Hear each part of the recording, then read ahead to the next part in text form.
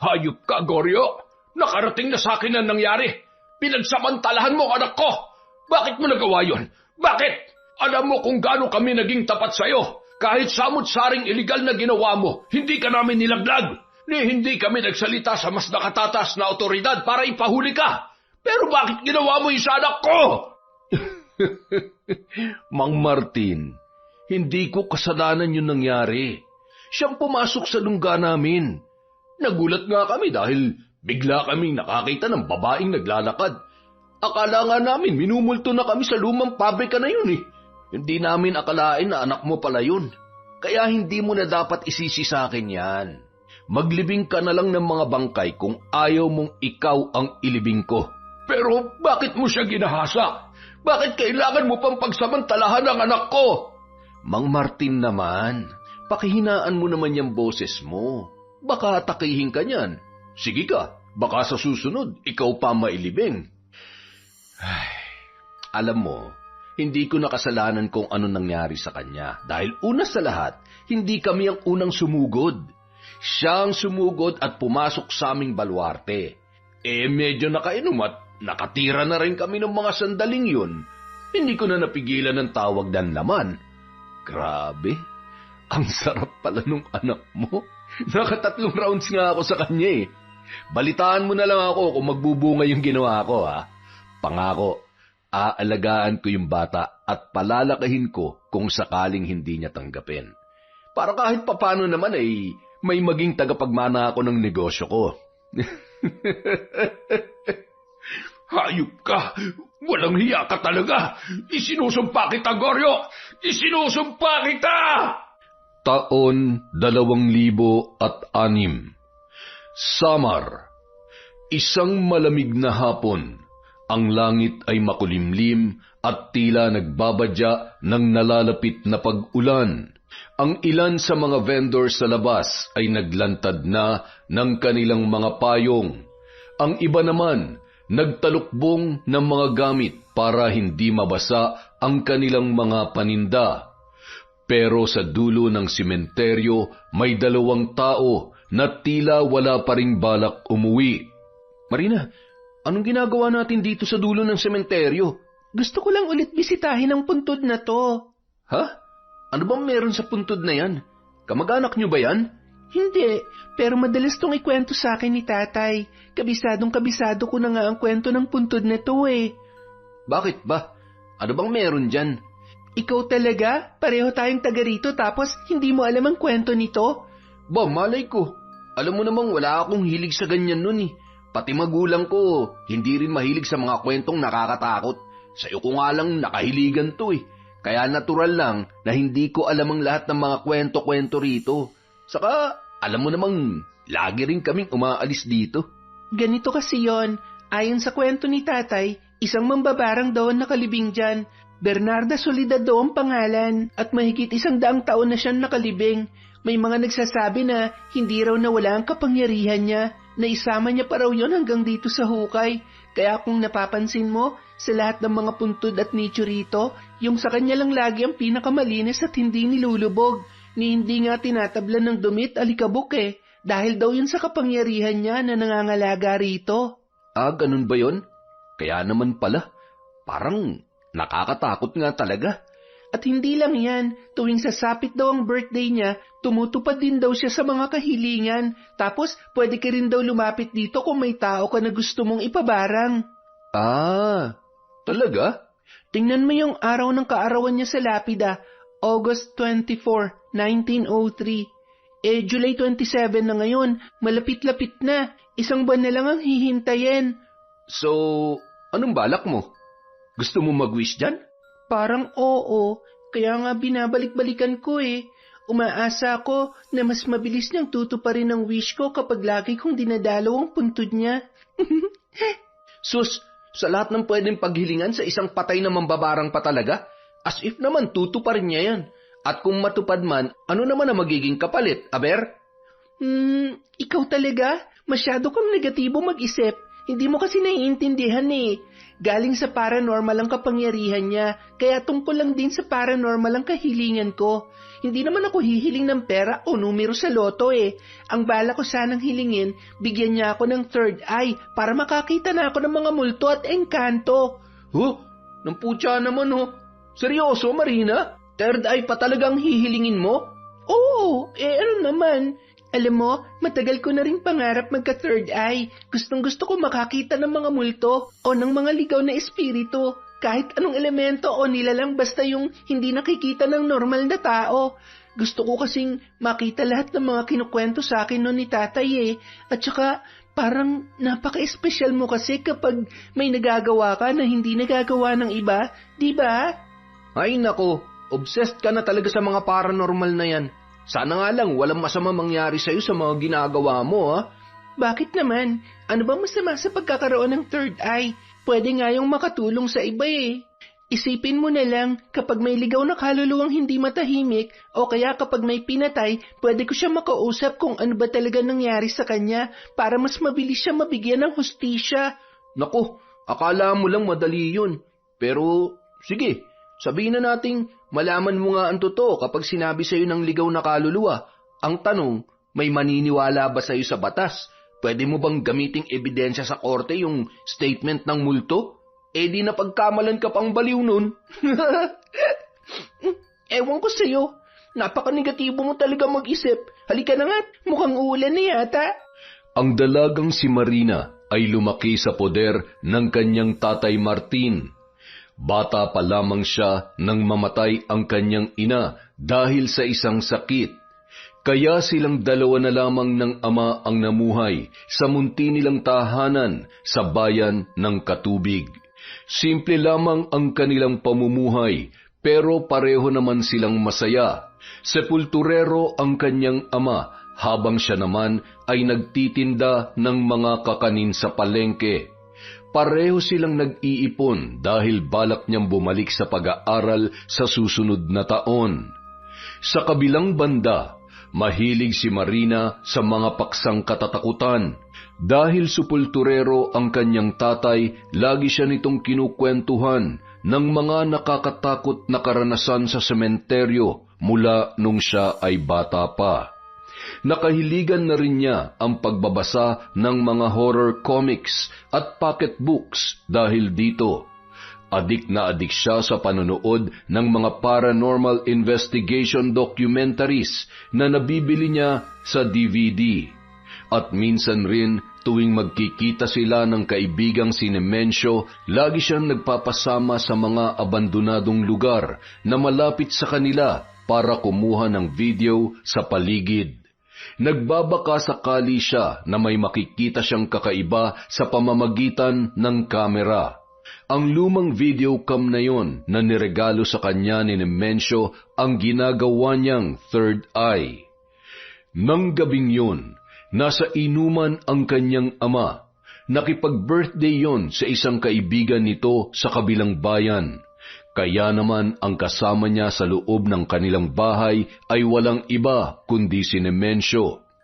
Tuwing wala ang tatay niya sa gabi, ang kaibigan niyang yon ang pinapapunta nito sa kanila para siya ay samahan.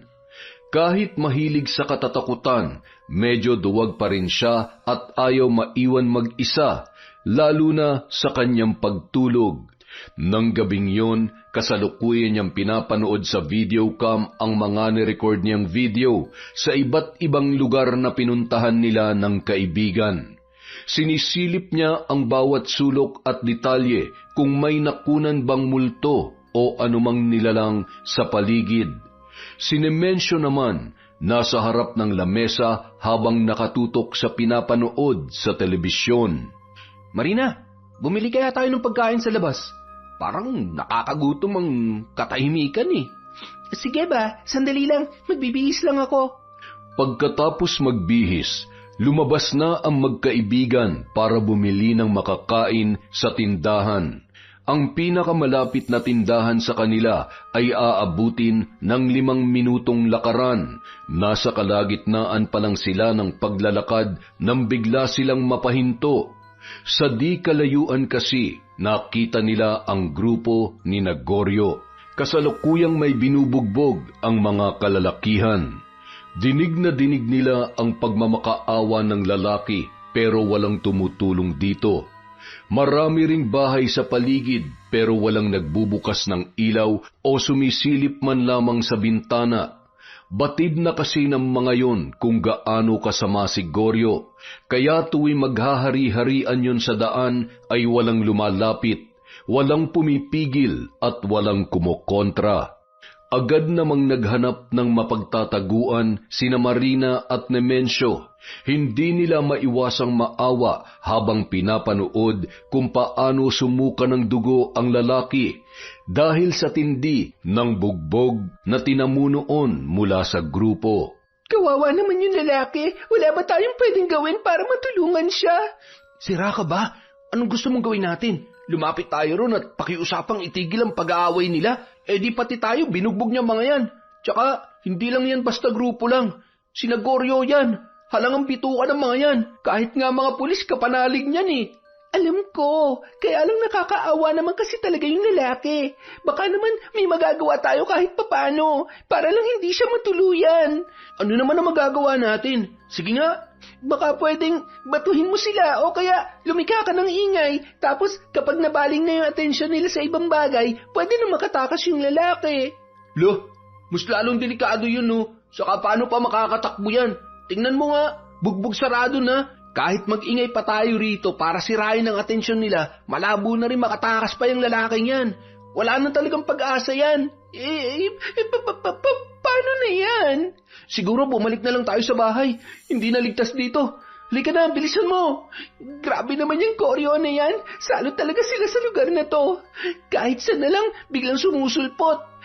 Teka, saan naman kaya sila maglulungga sa susunod niyan? Sa mga abandonadong lugar? Grabe talaga. Tigilan mo na nga yan. Multot engkanto lang yung hinahanap mo, pati yung barumbado, isasama mo na ngayon sa kalokohan mo. Tumayo ka na nga dyan. Halika na. Hindi nagtagal. Umalis na ang dalawa sa kanilang pinagtataguan at kumaripas ng takbo para hindi makita ng naturang grupo.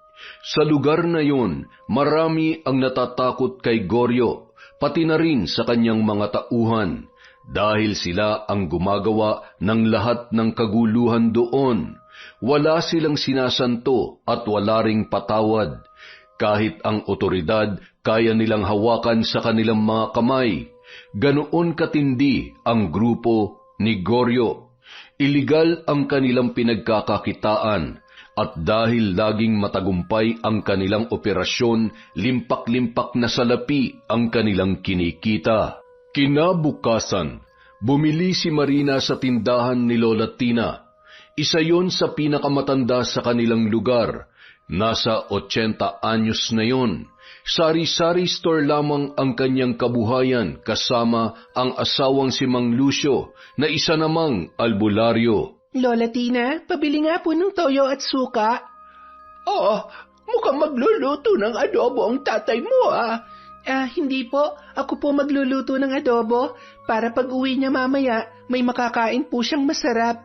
Nako, napakabait talagang bata nito. Nasa sementeryo siya ngayon, ano? Opo may bago po kasing ililibing.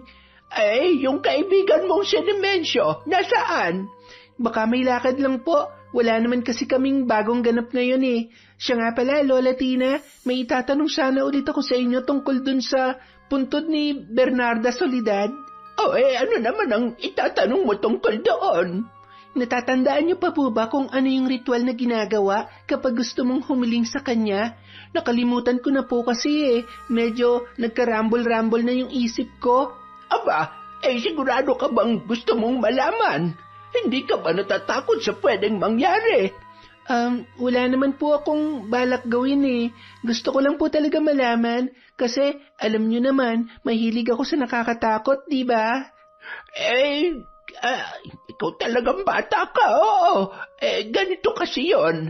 Ayon sa mga narinig ko noon, pagsapit ng kaarawan niya, kailangan mo raw magtirik ng 3 kandila sa harap ng kanyang puntod Pagkatapos, isulat mo raw sa papel yung gusto mong hilingin sa kanya. Pagkatapos, sunugin mo raw gamit yung gitnang kandila. Saka mo ilibing yung abo sa lupa. At kapag nagawa mo ng lahat ng yon, maghintay ka na lang daw ng ilang mga araw kung kailan yun matutupad. Depende sa kung gaano kahirap at kakomplikado yung hihilingin mo. Ganun po ba? Salamat po ha. Tanong ko na rin po, ano naman po magiging kapalit kapag humiling ka sa kanya? Diba, sabi nila, bawat hiling daw may kapalit? Ano naman po yon kung ganon? Ang dami mo naman tanong. Hindi ko na alam eh. Hindi na yun sakop ng alaala ko. Pwede ba nating itanong sa asawa ninyo, kay Mang Lucia po? Baka sakali pong alam niya. Nako, wala kang makukuhang sagot doon dahil hindi siya naniniwala doon. Ano po? Paanong hindi naniniwala? Diba, albularyo po ang asawa ninyo? Bakit naman hindi siya naniniwala? Para sa kanya raw kasi, peke ang kwento tungkol sa puntod ni Bernarda Soledad. Hindi raw totoo yung tungkol sa ritual na yon.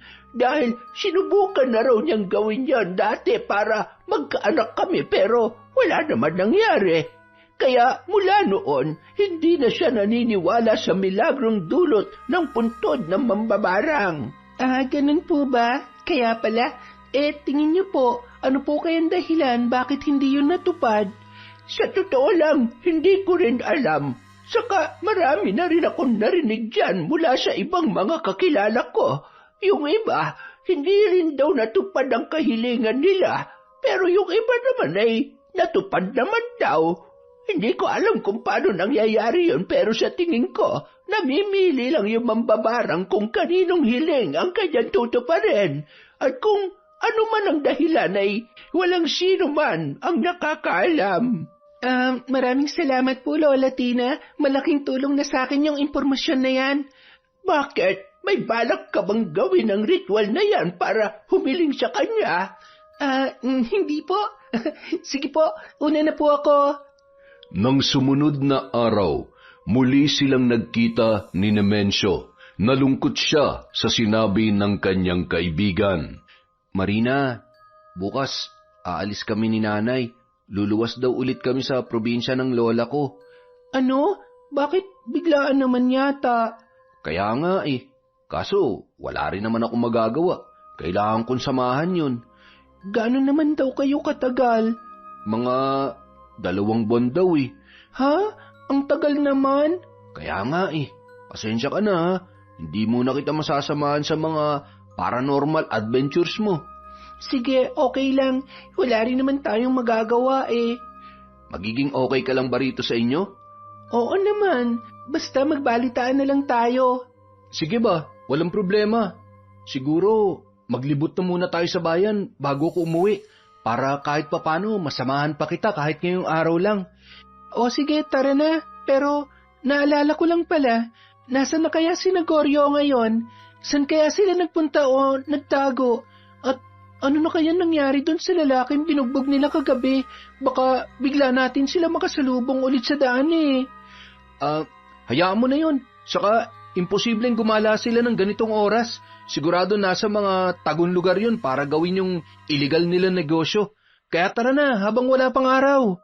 Isang gabi, muling nagsabi ang Tatay Martin ni Marina na pupunta raw yon sa bahay ng balikbayang kaibigan dahil nagyayayon ng inuman. Iba ang naging reaksyon niya sa pagkakataong yon. Iiwan niyo ako mag-isa, Tay. Parang hindi ko kaya. Alam niyo namang ayokong naiiwan mag-isa Hindi ako makakatulog ng maayos nito. Bakit? Nasaan si Nemensio? Ba't di mo tawagin sa bahay nila para may kasama ka ulit dito? Wala po siya ngayon Umuwi ulit sila ng nanay niya sa probinsya. 2 buwan daw sila doon. Nagpaalam siya sa akin nung 1 araw pa. Ganoon ba? Sige. Gusto mo, isama na lang kita. Kaso, baka magtagal ako ron. Baka abutin kami na madaling araw. Alam mo naman yung si paring Enteng ko. Tuwing nagyayaya ng inuman yun talaga madaling araw nang inaabot. Opo, ayos lang po sa akin. Kaya ko naman yon. Siguro ipapakiusap na lamang kita kung pwede kang makihiga sandali sa kwarto nila habang hinihintay ako. Opo, mas okay nga po yun eh. Sige po, sama na lang ako, Tay. Ayoko talaga maiwan dito eh. Bakit ba kasi ang hilig mo sa mga nakakatakot pero matatakutin ka naman? Siyempre, hindi naman lahat ng mahilig sa horror matapang din. Tapos gustong-gusto mo pa na magkaroon ng third eye para makakita ng multo. Alam mo anak, kapag may third eye ka, kahit may kasama ka pa, hindi ka titigilan ng mga multong yan. Huwag niyo na pong problemahin yung takot ko, Tay. Tara na lang po kasi at gusto ko na rin makalabas. Nagulat sa tuwa si Marina nang makarating na sila sa lugar kung saan makikipag-inuman ang kanyang ama. Habang sila'y naglalakad sa tahimik na daan, sunod-sunod na tumambad sa kanila ang mga abandonadong gusali sa paligid. Grabe, Tay. Ang dami palang abandonadong building dito, no? Pwede ko bang pasukin ang mga yan mamaya? Dala-dala ko tong videocam ko eh. Ano? Akala ko ba'y takot ka mag-isa? Bakit ngayon bigla mong papasukin yung mga ganyang bahay? Ang dilim-dilim mo. Gusto mo bang pagpiestahan ka ng mga multo dyan? Total nandito rin naman po kayo kaya hindi na ako matatakot. Sige na po, payagan nyo na ako. Wala pa rin naman akong ganang matulog o humiga ngayon eh. Masyado pa maaga. 7:00 pa lang naman, no? Ikaw ang bahala. Basta, mag-ingat ka lang, ha? Sige po, buti dito nakatira yung kaibigan yung balikbayan, no? Ayaw niya bang tumira sa ibang lugar? Nako, yan nga ang dahilan kaya siya umuwi rito eh. Ibebenta na nila yung lupa nila rito at balak na rin nilang lumipat. Kahit sila ayaw rito dahil marami ng abandonado. Masyado raw malungkot sa umaga at nakakatakot naman sa gabi dahil wala silang mga kapitbahay. Ayos, mukhang dito na talaga ako makakatagpo ng multo sa videocam ko.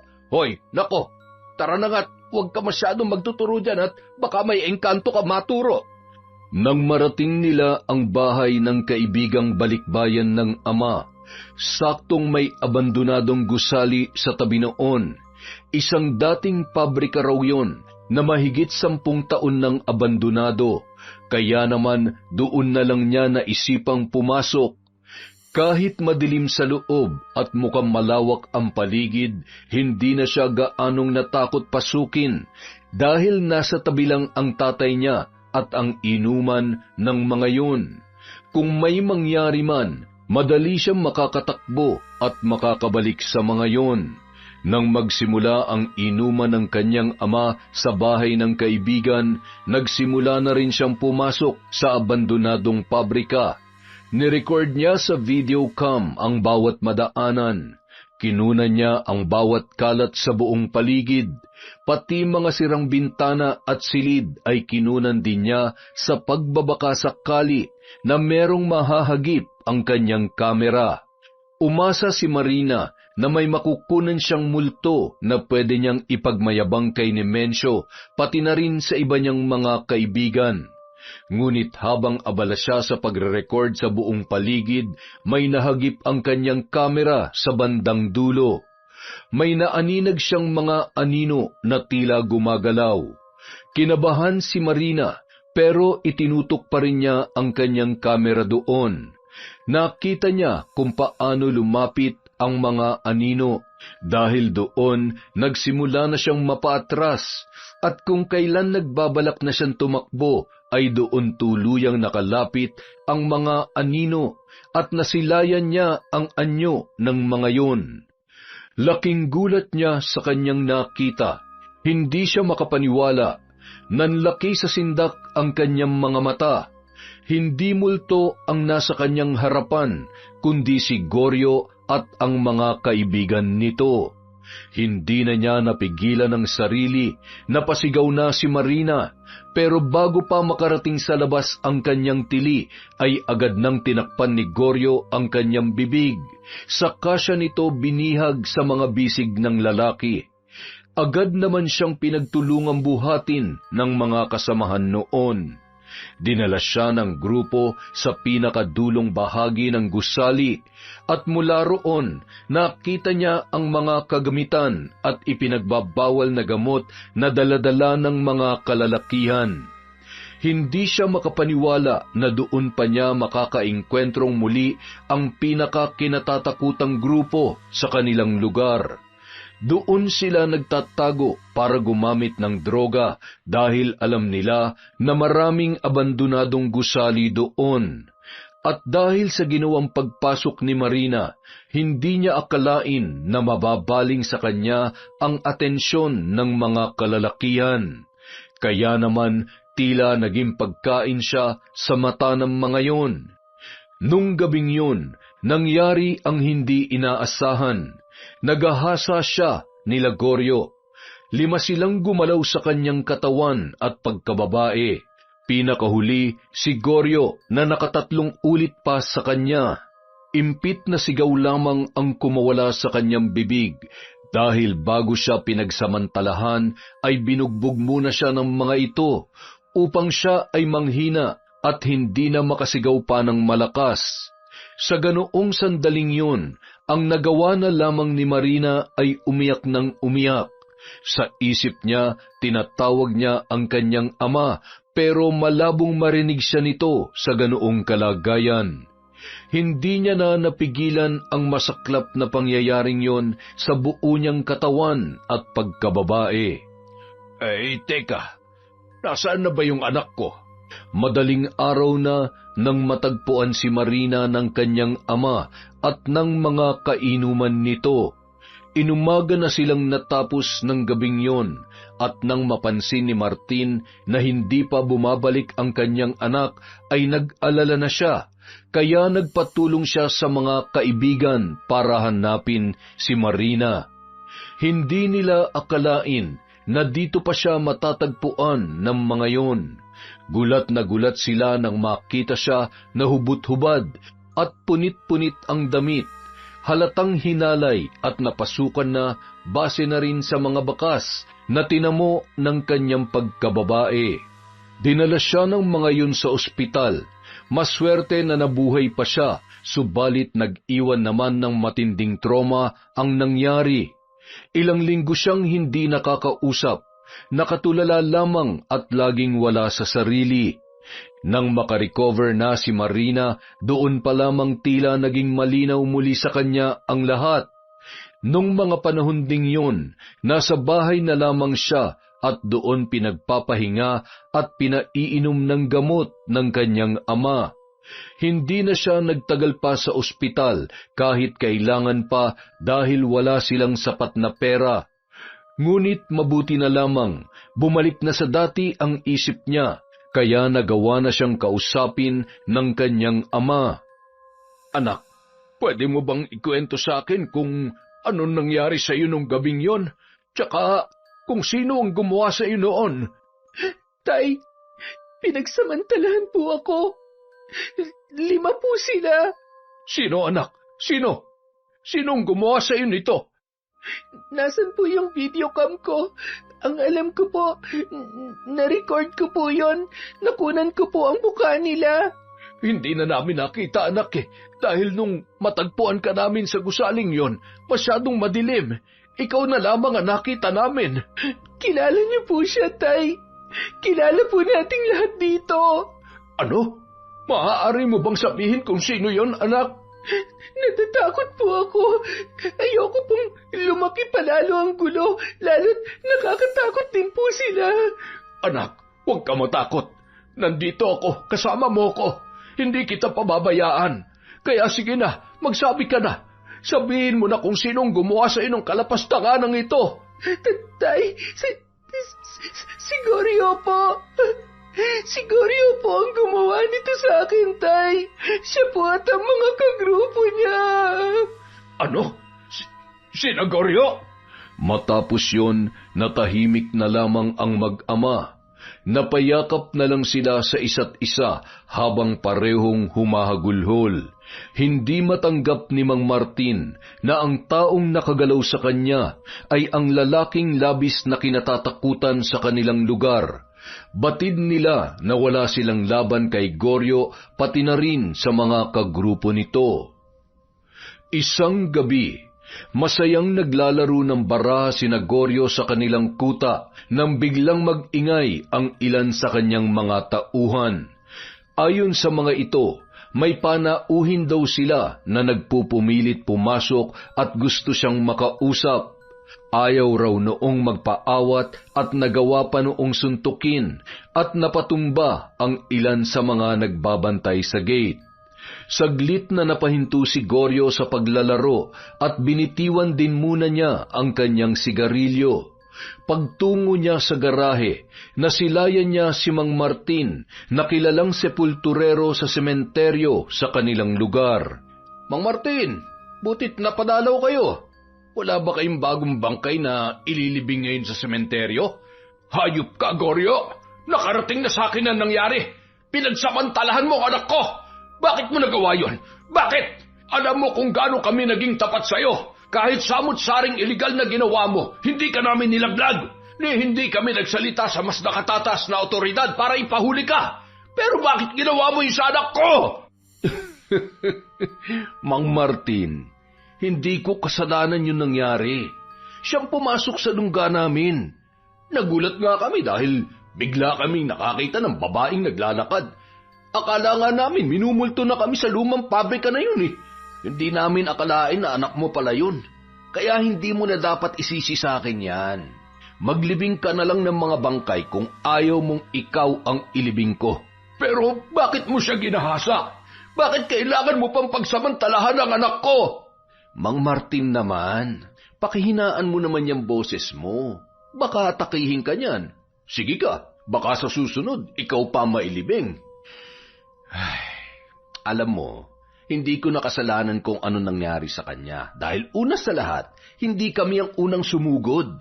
Siya ang sumugod at pumasok sa aming baluarte. Medyo nakainom at nakatira na rin kami ng mga sandaling yun. Hindi ko na napigilan ng tawag ng laman.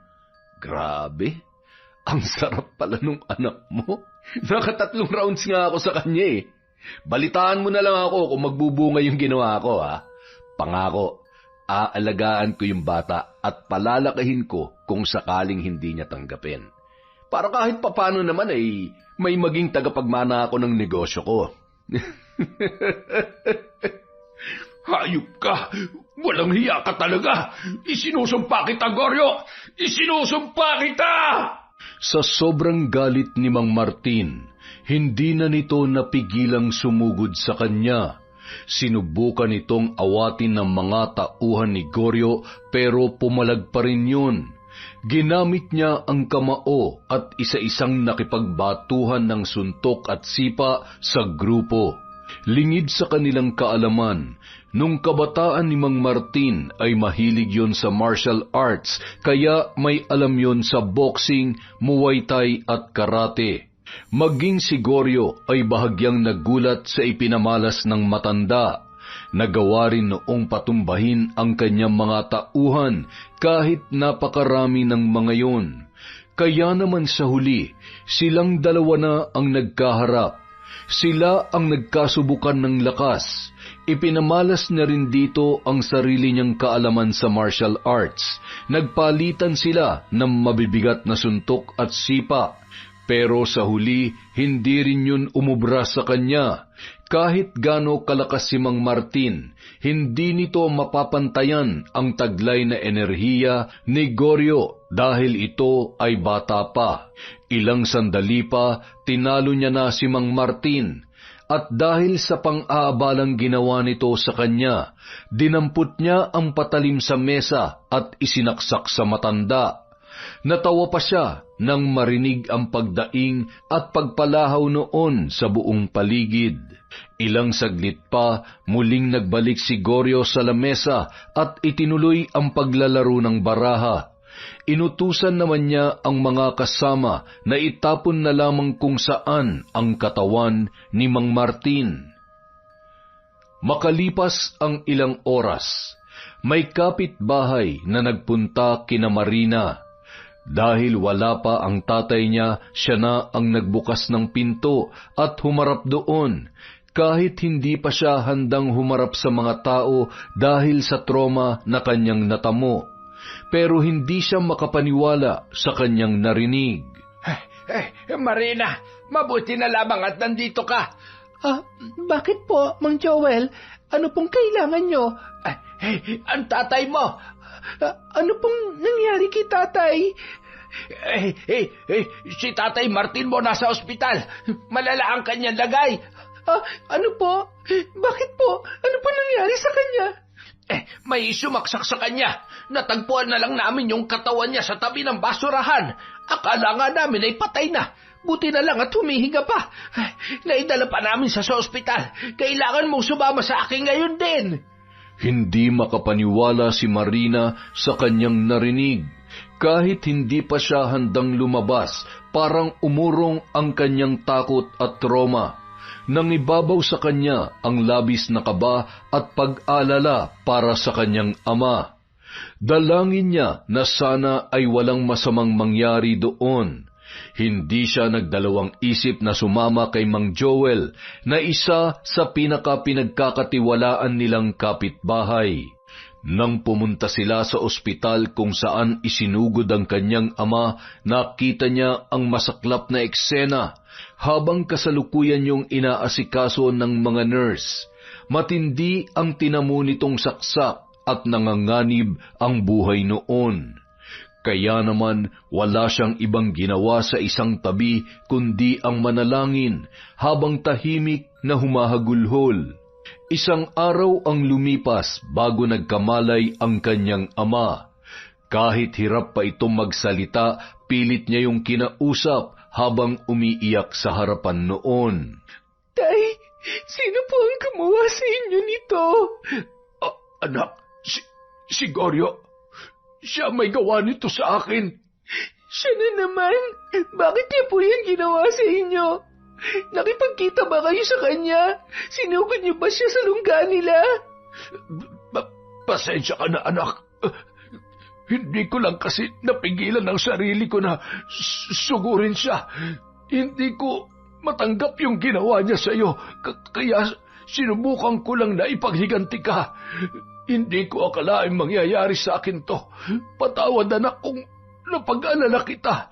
Alam kong hindi ka patuluyang magaling ngayon, kaya pasensya ka na talaga, anak ko. Bakit niyo po ginawa yun? Alam niyo naman po kung gaano siya kadelikado, di ba? Hindi niyo na dapat sinugal ang buhay niyo, Tay. Paano kung kayo naman na natuluyan? Paano kung wala na kayo? Pasensya na, anak. Pasensya ka na talaga. Hindi na mauulit. Pangako. Napaiyak na lamang si Marina nung mga sandaling yun. Saka yumakap ng mahigpit sa kanyang ama.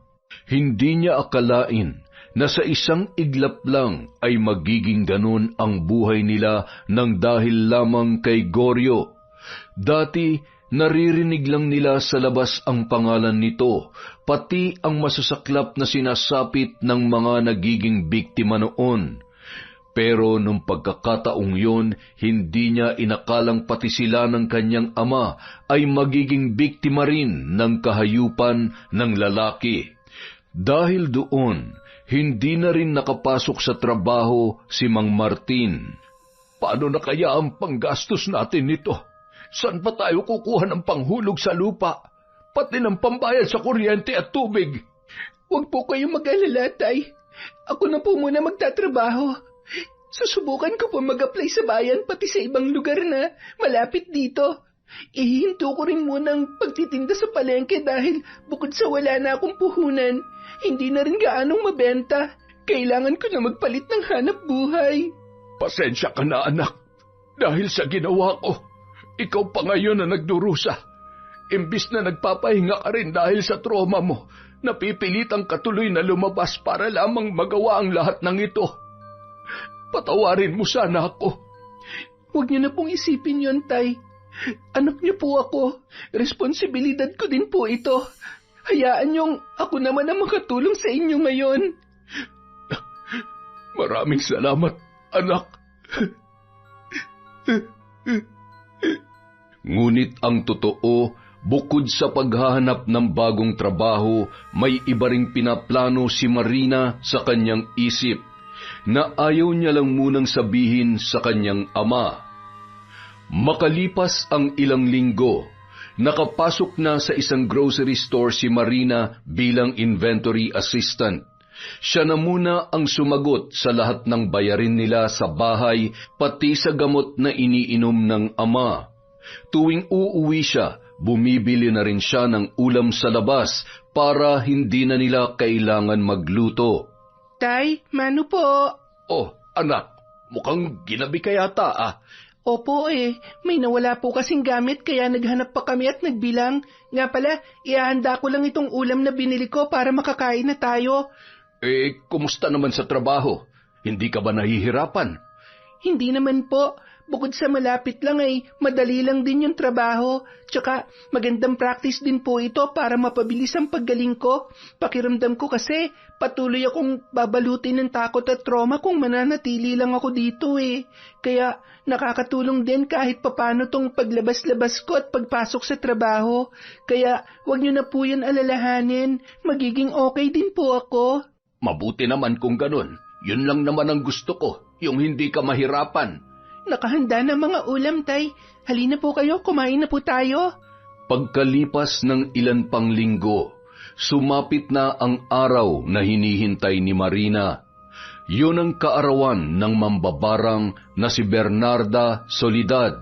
Kaya naman nung hapong yun, habang payapa ang langit at tahimik lang ang paligid, nagtungo siya sa sementeryo at muling nilapitan ang puntod ng naturang mambabarang. May dala siyang papel at nakasulat na roon ang kanyang hiling. Nais niyang mapatawan ng parusang barang si Goryo para maipaghiganti ang kanyang ama, pati na rin ang ginawa nito sa kanya. Isinaad din niya sa sulat na gusto niyang maging malagim at brutal ang parusang dadanasin ng lalaki. At gaya nga ng mga sinabi sa kanya noon ni Lola Tina, isinagawa niya na ang espesyal na ritual para humiling sa puntod na yon. Nagtirik siya ng 3 kandila, sinunog ang papel, saka ibinaon sa lupa ang abunoon. Ayaw niya sanang gawin yon, pero naalala niya na wala rin palang silbi ang mga pulis sa kanilang lugar. Karamihan kasi sa mga yon ay hawak din ni Goryo, kaya hindi niya na naisip na pumunta pa sa istasyon ng pulis para magsumbong. Siya na lang ang gumawa ng paraan kung paano mabibigyan ng parusa ang taong naghahari-harian sa kanilang lugar. Makalipas ang ilang araw, matapos niyang isagawa ang ritual sa puntod, bigla siyang dinalaw ng isang kakaibang panaginip. Natagpuan daw niya ang sarili sa isang silid na madilim at puno ng mga kandila. Kausap niya sa harap ang isang matandang babae na nagpakilala bilang si Bernarda Soledad. Narinig ko ang iyong hiling. Huwag kang mag-alala, iha. Tutulungan kitang makaganti sa mga taong lumapastangan sa iyo, pati na rin sa iyong ama. Ang mga taong gaya mo na nababalot ngayon ng galit at puot, ang mas gusto kong tinutulungan. Kaya panatilihin mo lang ang galit mong yan. Magiging mas matindi ang epekto ng parusa kapag may galit na umiiral sa iyong puso. Paano niyo po ako matutulungan? Narito ang mga hakbang upang makapagpataw tayo ng parusa sa kanya. Kailangan ko ang iyong kooperasyon para maisagawa ito. Sabihin mo sa akin, handa ka ba? Handa po ako. Ituro niyo sa akin ang dapat kong gawin para makapaghiganti sa Goryong yon. Sa susunod na pagbabalik mo dito, ito ang kailangan mong gawin. Kumuha ka ng litrato ng taong nais mong ipabarang. Isulat mo ang buo niyang pangalan sa likod. Pagkatapos ay magtirik ka ng 3 kandila sa aking puntod. Sa pagkakataong ito, hintayin mo munang mangalahati ang kandila. At kapag nasa kalahati na, doon mo sunugin ang litrato sa kahit saan man sa mga kandila. At kapag naging abo na yon, ibaon mo lamang sa lupa at patakan ng dugo na magbumula sa iyong kamay. Magagawa mo ba yon, Iha? Gagawin ko po. Nais kong makamit ang hustisya para sa amin ng tatay ko. Kinabukasan, bumalik si Marina sa puntod ng mambabarang, dala ang mga ipinakuha nito. May litrato na siya ni Goryo na nakita niya sa internet at naipagtanong na rin niya sa mga kapitbahay ang buong pangalan noon. Gaya ng sinabi sa kanya ng mambabarang sa panaginip, isinulat niya sa likod ng litrato ang buong pangalan ng lalaki. Sa kanya hinintay na mga lahati ang 3 kandila na kanyang sinindihan sa harap ng puntod. Nang mga lahati na, doon niya sinunog ang litrato at hinintay yung maging abo. Pagkatapos ay ibinaon niya yun sa lupa. At gaya ng huling hakbang na isinaad nito, tinusok niya ng karayom ang kanyang daliri, saka pinatakan ng dugo ang lupa. Nagulat pa siya dahil makalipas lang ang ilang saglit, biglang namatay ang apoy ng 3 kandila, kahit wala namang dumaraan na hangin. Natigilan siya at napaisip, mukhang yun na marahil ang senyales na dininig na ng bangkay ang kanyang hiling. Hindi niya na mahintay ang mangyayari sa lalaki na nang abuso sa kanila ng kanyang ama. Samantala, abala naman ng mga panahon na yun si Goryo. Naghatid siya ng supply ng ipinagbabawal na gamot sa kanyang kliyente. Siya mismo ang nag-deliver ng mga yun. Pagkabigay niya, agad ding iniabot sa kanya ang pera na nagkakahalaga ng 250,000. Dahil kumita ng malaki, nagpunta sila sa isang beach sa probinsya para magbakasyon at magpahinga. Wala muna silang ginawang iligal nung mga sandaling yun. Sinamantala nila ang pagpapahinga at nagpakasaya. Hanggang sa isang gabi, umuwing nakainom si Goryo. Dala ng kalasingan, hindi niya napigilan ng sumuka sa banyo. Ngunit laking gulat niya nang makita na may mga bulating sumabay sa suka niya. Hindi maiwasang matakot ng lalaki, kaya agad niyang binuhusan ng inidoro para mawala yun sa kanyang paningin. Kinusot niya ang mga mata at inalog ang kanyang ulo. Pinilit niyang kalimutan ang nakita. Inisip niya na baka epekto lamang yon ng kalasingan. Pero nang sumunod na araw, muling naulit ang kanyang pagsuka.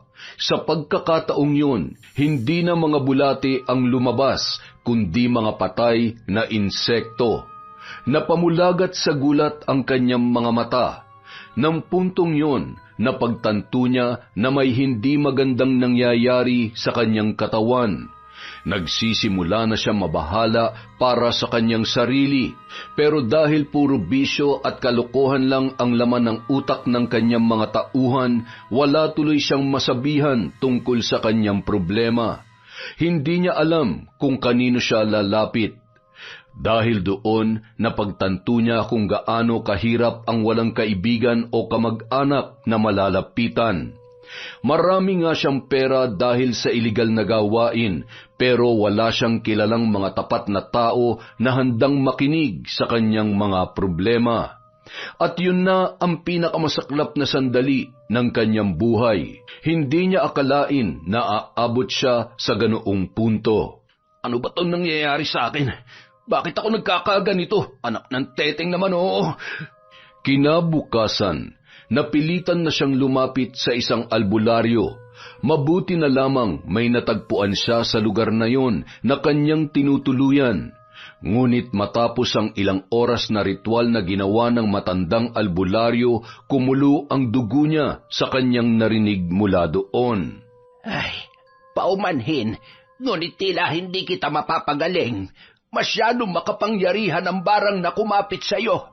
Hindi na ito sakop ng aking kakayahan. Anong ibig mong sabihin? Hindi mo ako matutulungan? Kung gusto mo, pwede kang lumapit sa iba pang manggagamot. Baka alam nila ang tamang lunas para sa'yo. Matapos mo akong paghintayin ng 2 oras sa mga ritual na pinaggagawa mo sa katawan ko, ganyan lang ang sasabihin mo sa akin? Pasensya ka na, pero yun ang nakita ko sa aking pangitain. Hindi pangkaraniwang mambabarang ang gumawa nito sa'yo. Isa siyang uri ng nilalang na hindi na nabubuhay pa. Mas malakas ang epekto ng isang barang kapag ang gumawa nito ay wala na sa mundo. Nagpapatawa ka ba? Paano ako babarangin ng patay na? Yun ang totoo. May mga ganoon talagang kaso. May ibang mambabarang na hindi agad nawawalan ng kapangyarihan pagkatapos ng kanilang kamatayan. Madalas nananatili pa ng ilang siglo sa kanilang libingan ang kapangyarihan nila bago yun unti-unting manghina at mawalan ng bisa. Kung wala kang mahanap na manggagamot na kayang kontrahin ang ganyang klase ng sumpa, pwede kang maghintay ng ilang siglo para gumaling. Niloloko mo ba ako? Nasa panahon pa ba tayo ni na Eva at Adan para umabot ng ilang siglong edad natin? Sa tingin mo, sino pa ngayon ang kayang umabot ng 100 ng edad? Sinasabi ko lamang sa iyo kung ano ang totoo, dahil ayokong umasa ka. Hindi ko naman sinasabing wala ka ng pag-asa. Sadyang wala lang talaga sa akin ngayon ang tamang lunas para mapagaling ka. Kung ganun, sinasayang mo lang ang oras ko. At ang ayaw ko sa lahat, yung inaaksay ang panahon na meron ako. Kaya pasensyahan na lang tayo matanda. Pero kung hindi mo ako matutulungan, huwag ka nang umasa na may matutulungan ka pang iba. Wala ka ng silbi. Dapat ka nang mamahinga ng ilang siglo gaya ng pinagsasabi mo. Biglang dumukot ng baril si Goryo sa kanyang bulsa. At bago pa makapagsalita ang gulat na albularyo, binaril niya na kaagad yun sa ulo. Bumagsak yun na dilat ang mga mata pero hindi na humihinga. Umalis siya ng bahay noon na parang walang nangyari. Kumukulo ang dugo niya sa galit pag-uwi. Hindi niya matanggap ang mga tinuran nito. At dahil hindi niya alam kung saan pahahanap ng manggagamot na nakakaalam kung paano lulunasan ang kanyang barang, nagwala na lamang siya sa loob ng kanyang bahay. Pinagbabalibag niya lahat ng mga gamit saka nagsisigaw. At sa ginawa niyang pagwawala, bigla siyang sumuka at bumagsak sa sahig. Sa pagsuka niyang yun, may lumabas na mga patay na butiki, palaka at bulate. Kahit matapang siyang tao, hindi niya maiwasang kilabutan sa nangyari. Habang tumatagal, patindi ng patindi ang mga kakaibang karamdaman na lumalabas sa katawan ni Goryo. Nagsimula na siyang tubuan ng malalaking sugat na tuwing gabi ay nilalabasan ng mga insekto. Nagsimula na rin siyang malagasan ng ngipin at ang bawat bahagi ng gilagid niya ay pinamahayan na ng uod. Nang hina na siya, naging butot balat na lamang at nakalbo na ang ulo. Bukod doon, naglalabas din na napakabahong amoy ang kanyang katawan. Sa sobrang baho, wala nang nakakatagal sa kanya. Kahit ang mismong mga tauhan niya ay iniiwasan na rin siya. Ang mas masaklap pa, harap-harapan na siyang pinagnakawan ng mga yon. Sinamantala nila ang sitwasyon. Kitang-kita niya kung paano kalkalin ng mga ito ang kanyang gamit at kinuha ang lahat ng kanyang pera at alahas. Matinding galit ang naramdaman ni Goryo. Nais man niyang gumanti ay wala siyang magawa dahil hindi na rin siya makabangon. Napaluha na lamang siya nang lumabas ng kwarto ang mga ito nang hindi siya pinapansin.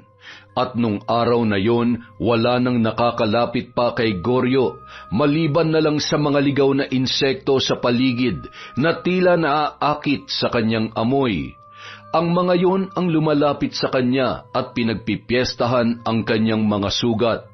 Pati ilong at bibig niya ay malaya ring pinapasok ng mga yon at ginawa ng bahay. Makalipas ang 1 buwan, nagulat sina Marina at Martin sa balita na kanilang nasagap mula sa labas. Pumanaw na raw si Goryo. Natagpuan daw yon sa kwarto nito sa isang malayong lugar na huli niyang tinuluyan. Ang nagbalita sa kanila ay walang iba kundi si Lola Tina. Bakit, Lola Tina? Anong nangyari kay Goryo? Paano siya namatay? Nako, hindi raw normal ang pagkamatay niya. Ay, Diyos ko, nangayayat daw ng husto. Lumitaw na raw ang mga buto, tapos nakalbo rin daw at nabungi. At ang pinakamalala pa, nung mamatay siya ay natunaw raw yung kalahati ng kanyang katawan. At yung kalahati naman, lumipis daw ng sobra at dumikit na roon sa kama. Ang tanging buo na lamang daw sa kanya ay yung ulo niya, pero nadikit na rin daw sa unan at hindi na matanggal. Kaya ayon, sinunog na lamang yung buong kama. Tapos giniba na rin nila yung buong bahay dahil kahit anong gawin daw nilang paglilinis, hindi raw mawala-wala yung amoy na iniwan ng kanyang katawan. Grabe, nakakarindi talaga tuwing maiisip ko yon. May litrato po ba ng bangkay niya? Hindi ko lang sigurado, Iha. Pero sa tingin ko, mukhang wala nang nakapaglitrato pa. Natakot nga ang lahat nung makita siya eh. Kaya agad ding sinunog yung kama na kinahihigaan niya. Mabuti na rin siguro yon. Ang mahalaga, wala nang salot na babalik dito sa lugar natin. Hindi pa tayo nakasisiguro, Tay. Baka nakakalimutan nyo. May mga tauhan pa po siya. Eh, siya nga pala. Balita ko ay tinrider daw siya ng mga tauhan niya. Nagsialisan na raw ang mga yon at ninakawan pa siya. Wala naman hong problema ron. Kahit magbalik pa rito yung mga tauhan niya, madali naman silang patumpahin lahat. Saka, hindi na sila makakapaghari-harian dito dahil wala na silang matapang na pinuno. Si Goryo lang naman ang dahilan kaya malakas ang loob ng mga yun eh. Nung nakalabang ko sila madali ko lamang silang napabagsak. Mabuti na lamang at dumating na ang karma ng hayop na yon. Bagay nga sa kanya nangyari, walang hiya siya. Ang importante, tapos na po ang problema natin. Nakamit na natin ang hustisya. Nang sumunod na linggo, nakabalik na rin si Mang Martin sa trabaho. May bagong ililibing na bangkay sa sementeryo, kaya muli na naman siyang naging abala. Bago umuwi ng hapong yun, aksidenteng napuntahan niya ang puntod ni Bernarda Soledad sa bandang dulo. Nagulat siya sa nakita. Bagamat malinis ang puntod at walang bahid ng dumi, may mga insektong gumagapang doon. Naglalakihang alupihan, gagamba at iba pang uri ng nakakatakot na insekto ang kanyang nakita na umaali-aligid palibot doon. Nanlaki ang kanyang mga mata, dala ng takot. Agad siyang napakaripas ng takbo dahil may matindi siyang takot sa mga alupihan. Sa kanyang pag-uwi, iba ang naging tingin niya kay Marina. Agad din niyong napansin ng babae kaya kinumpronta siya nito.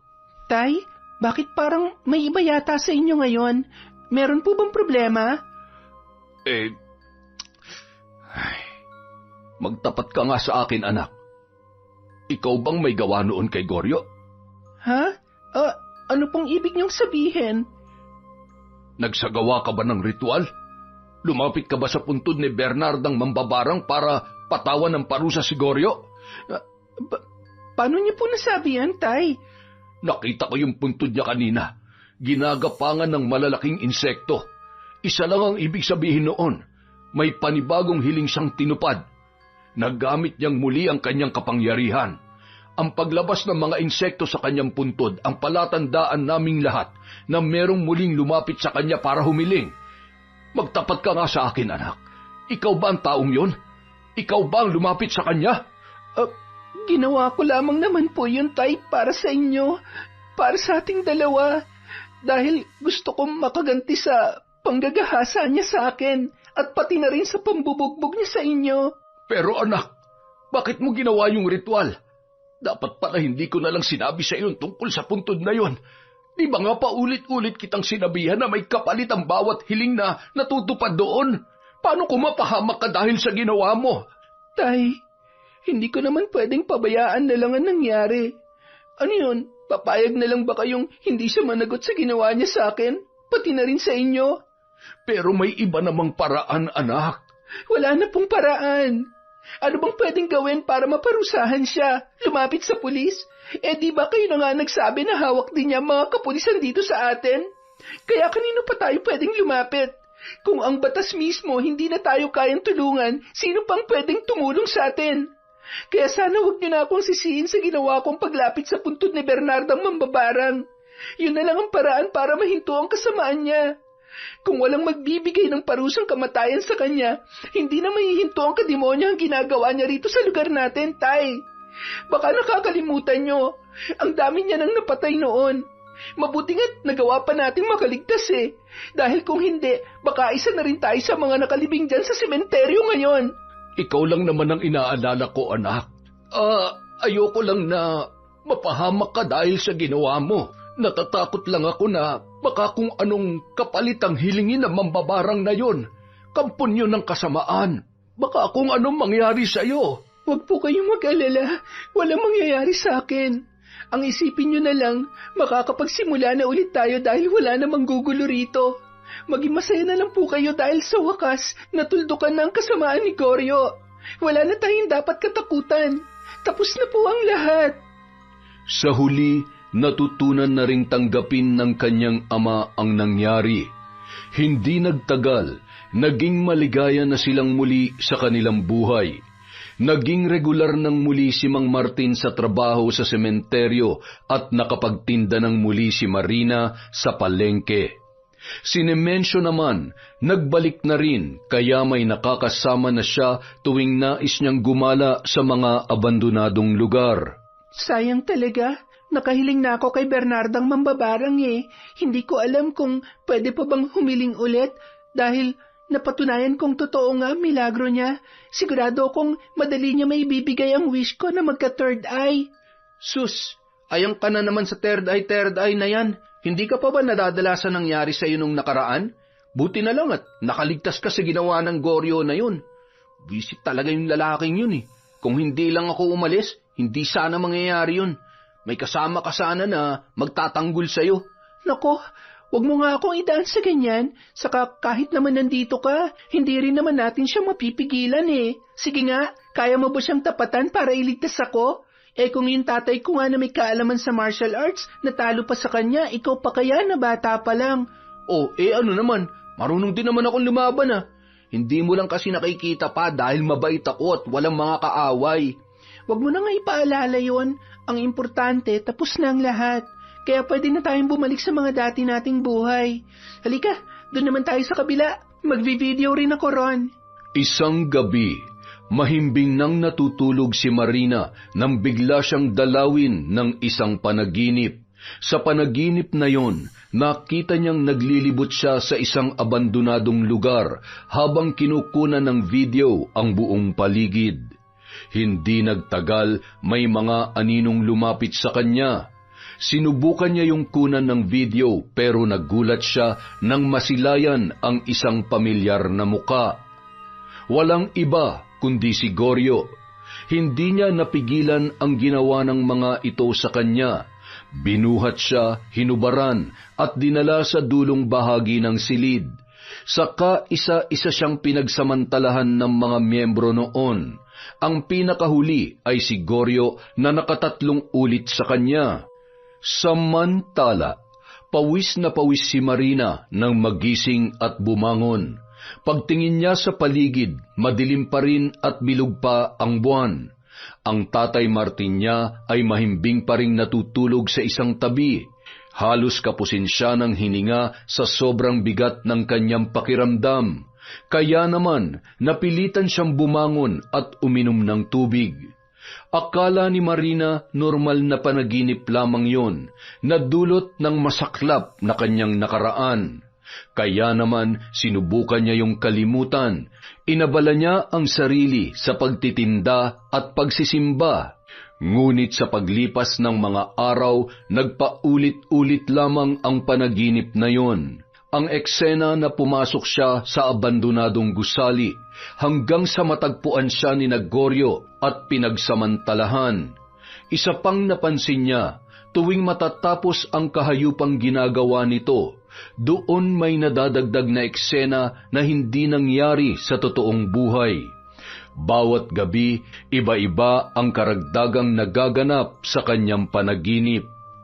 Una, naging zombie raw ang mga yon sa kanyang harapan at dinukot ang kanyang laman loob. Pangalawa, binuhat daw siya ng mga ito at inilabas, saka siya ipinako sa krus, habang dumarami ang mga tao sa paligid. Kabilang daw ang kanyang ama sa mga nanonood at umiiyak sa isang tabi dahil wala yung magawa. Pangatlo, isinilid daw siya nun sa sako pagkatapos pagsamantalahan. Sa kanya naramdaman na sumakay ang mga ito sa bangka at itinapon siya sa gitna ng dagat. Habang lumulubog siya, ramdam niya ang pagbigat ng katawan na parang sasabog. Tuwing magigising siya sa panaginip na yon, laging mabigat ang kanyang dibdib. Parang totoo ang mga nangyayari, hanggang sa umabot na sa punto na natagpuan niya ang sarili na sumisigaw kada siya ay magigising. Hanggang isang araw. Bakit anak? Ano nangyari sa'yo? Tay, nanaginip po ako. Si Goryo po. Ano? Si Goryo? Napanaginipan mo siya? Gabi-gabi po. Bumabalik sa panaginip ko yung ginawa niya. Basta lagi ko pong napapanaginipan yung panghahalay niya. Hindi ko na po kaya. Parang nagbabalik din po lahat ng sakit at takot na nararamdaman ko noon, Tay. Diyos ko, eto na nga bang sinasabi ko eh. Hindi kaya ito na talaga yung sinasabi nilang kapalit kapag humiling ka kay Bernarda Mambabarang? Ano pong ibig niyong sabihin? Naisip ko lang kasi, dahil tinulungan kanyang mapatawan ng parusa ang lalaking yon, baka ito na yung kapalit na gusto niya. Aangkinin niya ang diwa mo at paulit-ulit niyang ipapaalala sa iyo nangyari. Nais niyang ibalik yung takot at trauma mo gabi-gabi. Ganoon po ba? Paano gagawin natin? Kung tama ang hinala ko, mukhang hindi maganda to. Sisirain kanya ng paunti-unti, anak. Sinabi ko naman sa iyo wala talagang maganda maidudulot ang paghiling sa mga alagad ng dilim katulad niya. Kita mo nangyari. Tinulungan ka nga niyang parusahan ang lalaking lumapastangan sa iyo, pero binabalik din niya sa iyo ang trauma na ginawa ng lalaking yon. Wala siyang kasing sama. Naalala ko rin po, parang may sinabi siya sa akin na yung mga katulad ko lang daw na may galit sa puso ang gustong-gusto niyang pinagbibigyan. Kasi siguro hindi lahat ng humihiling sa kanya ay tinutupad niya. Pinipili niya lang yung may galit sa loob at yung masama ang hiling tulad ng ginawa ko. Kaya nga dapat hindi ka na sana lumapit sa kanya. Hindi lahat ng mga kwentong katatakutan ay dapat mong patunayan, anak. Hindi rin lahat ng mga multo dapat pang makita. Gugustuhin mo pa bang magkaroon ng third eye kung ganyan na ang nangyayari sa iyo? Sana naman makinig ka na ngayon. Huwag mo nang ipinapahamak ang sarili mo. Pasensya na po, Tay, pero ano na pong gagawin natin? Huwag kang mag-alala. Hihingi tayo ng tulong sa asawa ni Lola Tina, kay Mang Lucio. Kinabukasan, pinuntahan ng mag-ama ang tindahan ni Lola Tina. Pero sa halip na bumili, ang hinanap nila ay si Mang Lucio na asawa nito. Hindi naman makapaniwala ang matandang lalaki sa kanyang mga narinig. Yan po ang totoo, Mang Lucio. Yan po ang mga nangyari mula nung lumapit ako sa puntod niya. Kung ganoon, may katotohanan nga talaga ang kwento ng puntod ni Bernardang Mambabarang. Totoo naman talaga yun Ikaw lang naman ang pilit na hindi naniniwala, kahit ang dami nang nagsasabi sa'yo. Ngayon ay naiintindihan ko na kung bakit hindi niya tinupad ang hiling ko noon sa kanya na magkaroon tayo ng anak. Ang pinipili niya lang pala ay yung mga hiling na may kinalaman sa kasamaan, gaya ng pagbibigay ng parusa o barang sa isang tao.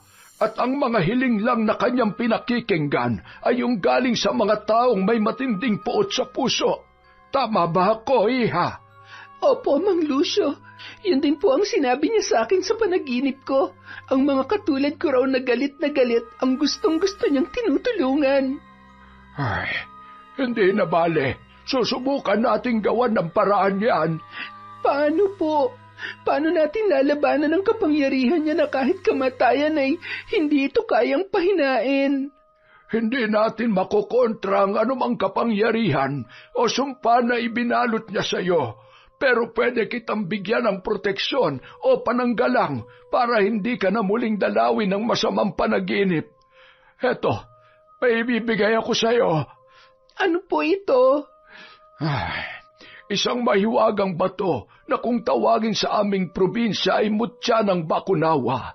Tuwing matutulog ka, ilagay mo lamang ito sa ilalim ng unan mo. Mapipigilan ito ang pagpasok ng anumang masasamang panaginip.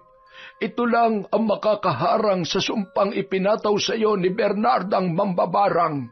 Tandaan mo na pansamantalang lunas lamang ito. Oras na makaligtaan mo itong gamitin, maaari kang balikang muli ng masasamang panaginip.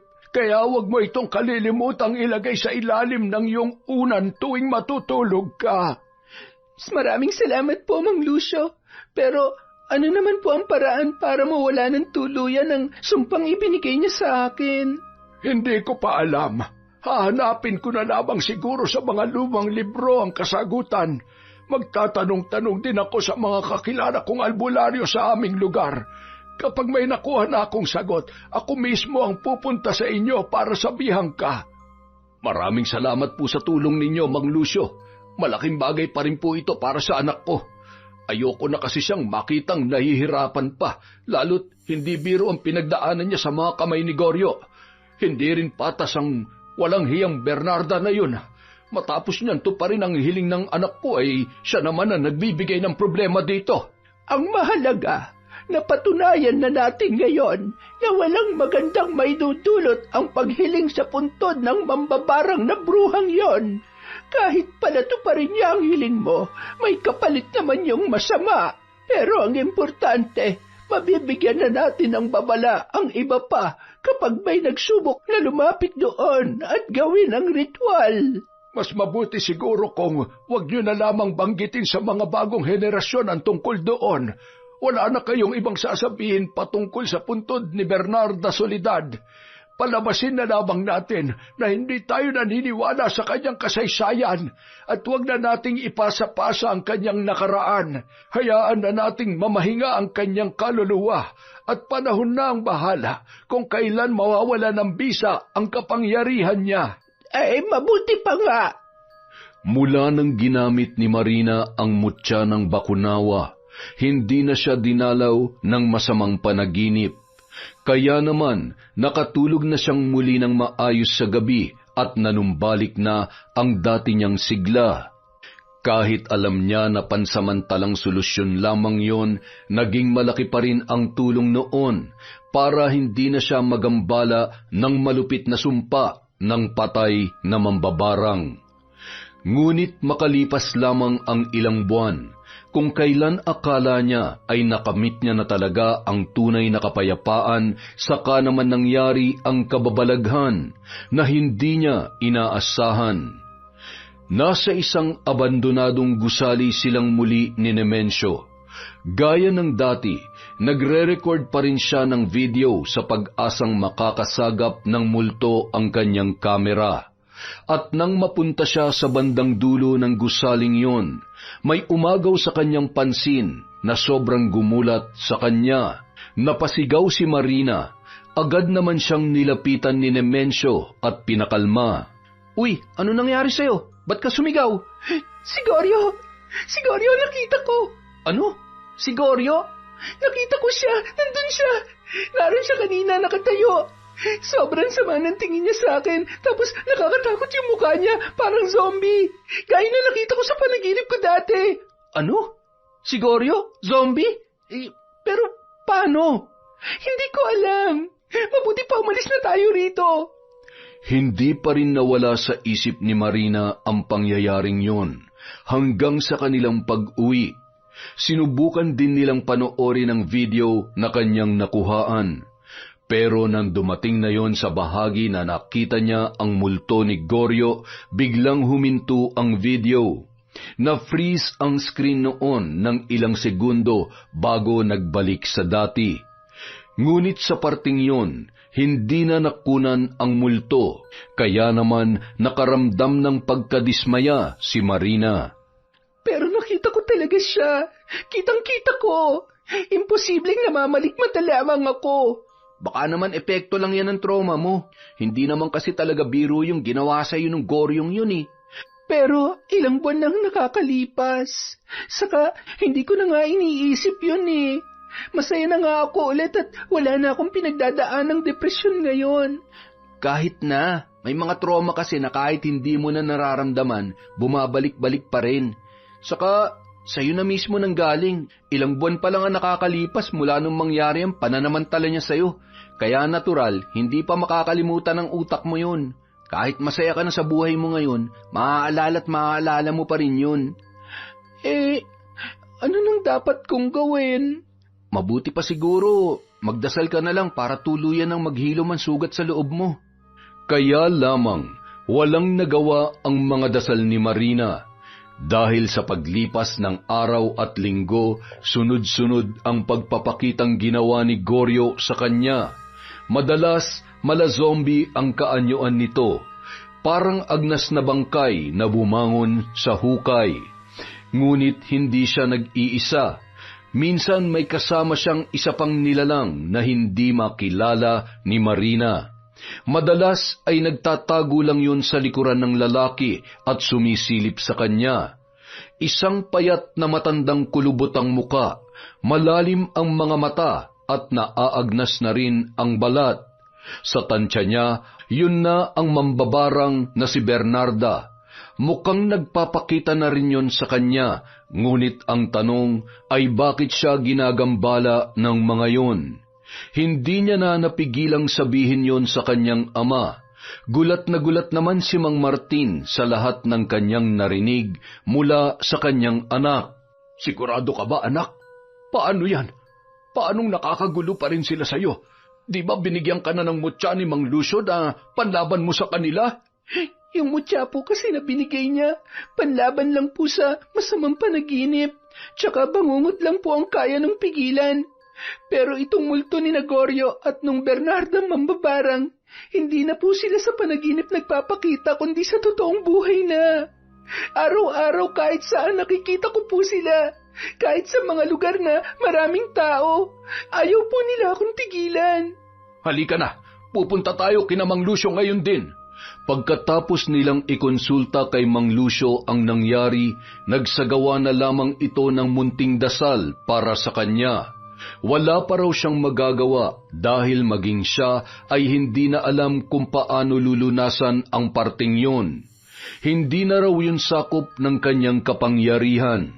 Kaya naman magtatanong-tanong na lang muna siya sa mga kakilalang albularyo sa sariling probinsya. Habang naghihintay sa panibagong solusyon, walang nagawa si Marina kundi tiisin ang lahat ng takot. Araw-araw, gabi-gabi, nakikita niya kung saan-saan ang kaluluwa ng dalawa. Minsan si Goryo ang bumubulaga sa kanya sa paligid. Minsan naman si Bernardang mambabarang. Kaya lang mas madalas, magkasabay pa ang dalawa. Hindi na nga siya dinadalaw ng masasamang panaginip, ngunit sa realidad naman siya pineperwisyo ng mga yun. Parang nais muling magbalik ng kanyang trauma. Hindi na siya nakapagtinda sa palengke dahil doon. Lagi na lang siyang nasa kwarto at binabantayan ni Nemensio kapag nasa trabaho ang kanyang ama. Hindi niya na kayang mapag-isa. Ultimo pag-ihi sa banyo, kailangan bukas ang pinto at nakikita niya si Nemensio para hindi siya balikan ng mabalasik na kaluluwa ng mambabarang at ni Goryo. Isang gabi, muli silang nagpakita sa kanya. Pero sa pagkakataong yun, may kasama na ang mga ito. Walang iba kundi ang kanyang sarili.